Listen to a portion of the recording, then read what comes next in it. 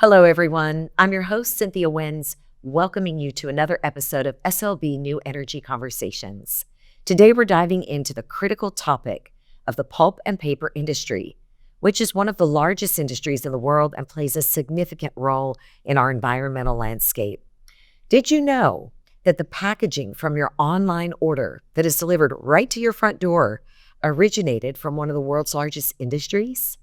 And that this industry can take a key role in removing CO2 emissions? To help us explore this topic further, we have Jonah Margulis, Head of Commercial North America at SLB Capturi.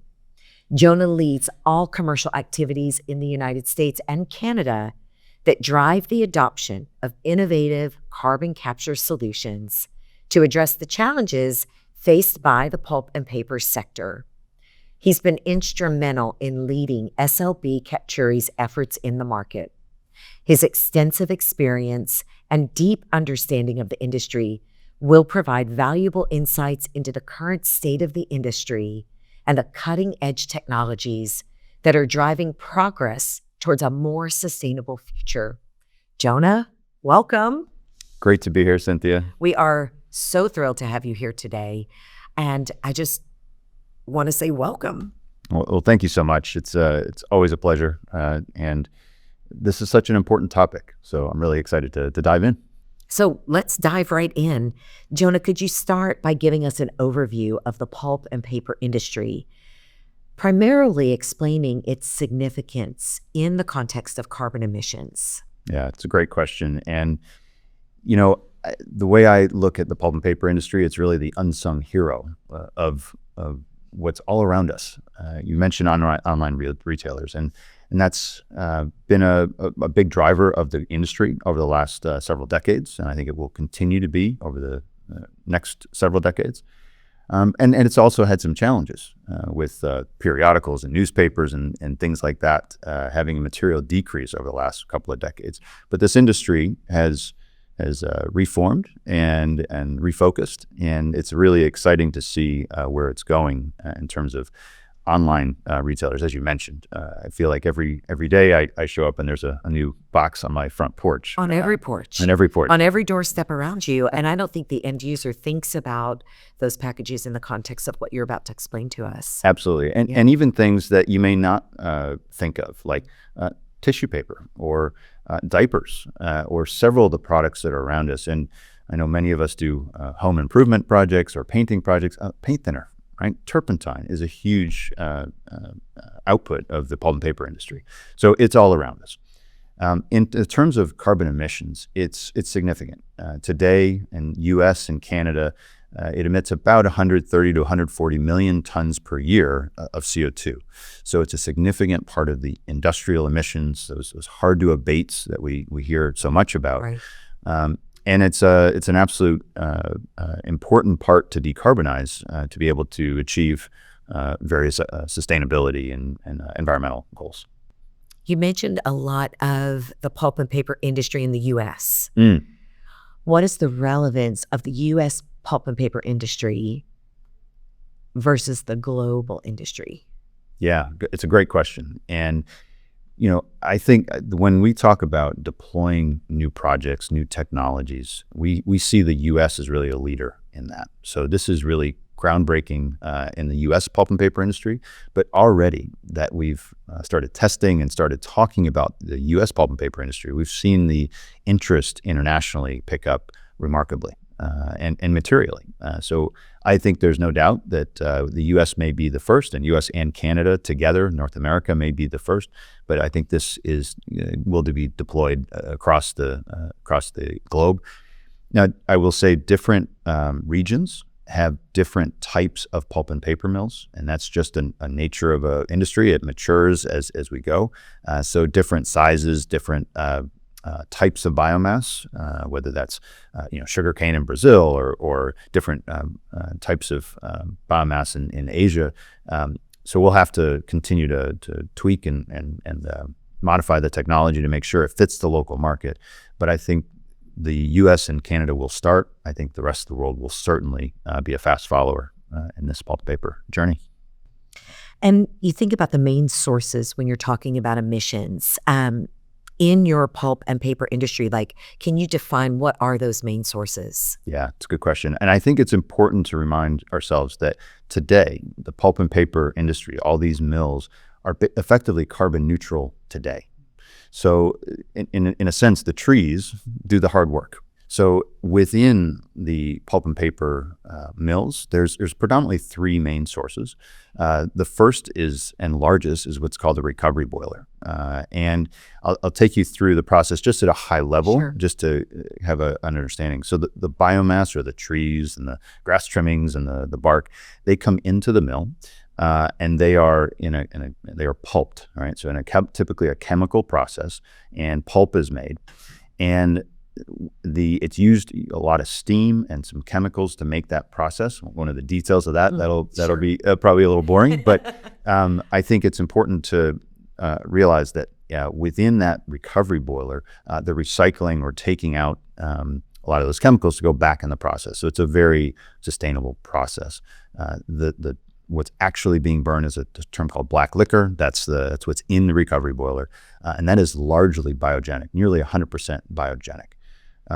And I think I should define biogenic, because Yes. I'll use that term a few times. That is basically plants, trees, residual waste, grass trimmings, those types of things, has carbon locked into it. Right. So when we are releasing biogenic, that is what I'm referring to in that term. Got it. Yeah. So when you talk about comparatively, how does the pulp and paper industry compare to other industry sectors? Again, in terms of the carbon capture, Sure. and then the storage, what's the CCS potential? Yeah.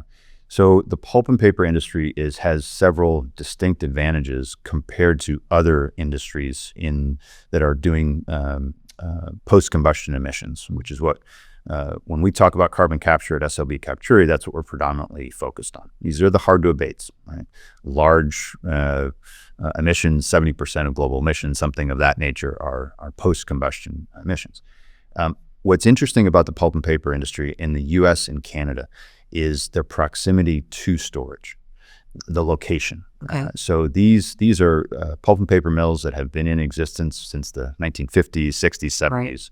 Right. And they are really close to storage. Roughly speaking, about 75% of existing mills in the U.S. and Canada are within 100 miles of storage locations. That's according to our strategic partner, CO280, who have been a tremendous partner in this journey in the pulp and paper industry.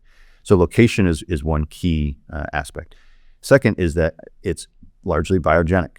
And being biogenic has some distinct advantages, and those are predominantly because of the desire to remove carbon from the value chain, and you can do that through the pulp and paper industry. So that's two advantages. A couple others I'll mention. The size and the scalability of these plants is important. So each of these plants, roughly speaking, is about 1 million tons per year of CO2 emissions, and that's predominantly biogenic. So from a technology standpoint, it shows the ability to scale, so they're replicable, as well as it's a reasonably large size per plant. So it can drive down the cost and the economics. So the economies of scale are really important. And that's exactly where we're going next when you think about the economy itself, and you go, what are the economic factors? Sure. And the ones specifically that influence the adoption of CCS in your industry, in the pulp and paper industry. Yeah. So it's an industry that is very much like a chemical plant, right? So that a lot of these pulp and paper mills are mini chemical plants in many respects. So when a commercially proven technology, like an amine-based technology like we have at Capturi, that was I wouldn't say easy sell. It sounds a little flippant, but it was comfortable to them. So they saw that as low risk. So they understand it's commercially proven, it's low risk. And then we add in the ability to modularize this technology. So from a delivery standpoint, it's simple to bring on site, put up and install and operate. So all of those factors it was very conducive to the pulp and paper industry for our type of technology. That's really important when we're talking about an existing technology that's been operating for decades, right? Right. 50s, 60s, 70s. Yeah. I mean, these are plants that have been in the communities for a long time. So something new is always curious. So commercially proven and showing that at scale, super important. And so given the importance of kind of jumping over to economic incentives, thinking about technology, so how can technology further support the capture and storage of emissions in the pulp and paper industry? Yeah. So I think what's important to note here is the business case for pulp and paper today is positive. It is very good. So there's an economic incentive to deploy this at these mills. And it comes, the business case is made up of kind of 2 or 3 distinct factors, and I'll try to touch on these. First, the CCS in general is a very policy-driven industry. So in the U.S., that is largely what's called 45Q, which is a tax credit, effectively. So for every molecule or ton of CO2 you put in the ground, you get a monetary tax credit, basically. In Canada, it's a little bit different. It's what's called an ITC, an investment tax credit. So you get a credit to invest into that facility, and so it's a little different policy, but same idea of its incentive. It's carrots, not sticks, which is very different in other parts of the world. The second key factor in the business case is what we call additional credits, or in the biogenic space, that's the VCM, or voluntary carbon market. It is voluntary, just as the name would indicate. Yeah. But there's that market is growing tremendously, and we've seen here in 2025, we've seen many historic announcements just in the past few months, first half of the year. Largely, that's around what's called CDRs, another acronym called carbon dioxide removal credits. And this is where private companies are trying to offset their emissions, whether it's as historical or today, and buy credits to drive down their total sustainability goals and meet the sustainability goals and drive down their emissions. The ability in the pulp and paper industry is that you can start stacking these credits. So 45Q in the US, if you're permanently storing, is at about $85 per ton, right? In the voluntary carbon market, you can, whatever dollar per ton you get, you can stack on top of that. That's effectively your revenue for the project. That ability, what's called stackability, is really important. So just in simple terms, that's the ability to stack credits on top of each other to ultimately bring those revenues back into the plant and the community that's being deployed out. Amazing. Yeah. And of course, you help people know how to stack well, I'm sure. We try. We facilitate. And I think I'm that's, from a technology standpoint, Sure. to your question, the ability to do that in a safe, cost-effective, Right. low-risk way is really important when we're all these complex value chains and complex Exactly. as economies. it evolves. Right. Absolutely. Right. You need a low-risk technology to do that. And we've been fortunate to do some first-of-a-kind projects, of course, in Europe and across the world, and been testing at pulp and paper facilities here in the U.S. Recently, very successfully, I might add, which is great. Of course. Which is important to build that Sure. confidence and lower the risk. And this industry is really primed for deployment. So you mentioned 45Q, but without the 45Q tax incentive, can these projects still stand alone and be economic? Yeah, it's a great question. And when we look at other regions, not just the U.S., but places like Canada, which doesn't have 45Q, has an investment tax credit, there still is a very strong economic business case for that. The key with any of these projects, whether you take 45Q away, even if you take the investment tax credit away, ultimately there needs to be a price on carbon, right? A price on the waste product, which is a waste product today, right? And I've used the analogy before. We're kind of like the garbage men of the industry. Right? We're trying to capture that garbage Sure. and put it away, right, forever. So today, if there is, or going forward, without tax incentives, without tax credits, or whether that's investment tax credits or tax credits on the back end, you need to have a price on carbon. What is that? What is that, right? And the voluntary carbon market is a great indicator of where that price may be in the short to medium, potentially even long term. Different regions have different mechanisms. So when we look at Europe, it's what's called the European Trading System, or ETS, that has a certain market-driven price. So each region, each geography is going to have a different way to do it.